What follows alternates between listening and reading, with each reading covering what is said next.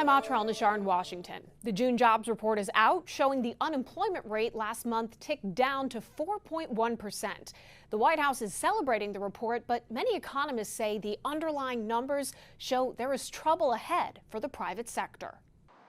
June marked another month when the American job market defied expectations, adding 147,000 jobs according to the Labor Department. But about half of that, 73,000, comes from state and local government employment, not the private sector. The private sector actually is very weak in this Labor Department report. We saw the labor force shrink in the latest snapshot. Labor force participation declined. That's the percentage of people working or looking for work. At the White House, every piece of economic data carries weight because 5.5 months into his second term, more Americans say President Trump is responsible for the economy than President Biden. For the first time, a plurality of Trump voters agree, according to a new YouGov survey. And the sector the president is trying to boost with his tariffs, manufacturing, actually lost 7,000 jobs last month. The president acknowledges his tariff agenda hasn't really kicked in yet, as most of them are temporarily reduced to 10% until July 9th.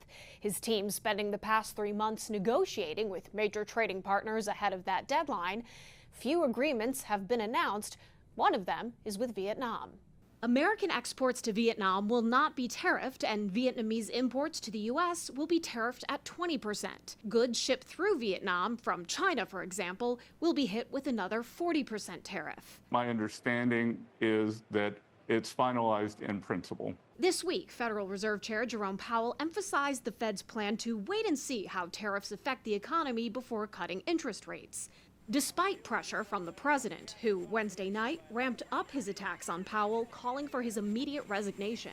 Powell was asked about such personal jabs from the president earlier this week. I'm very focused on just doing my job.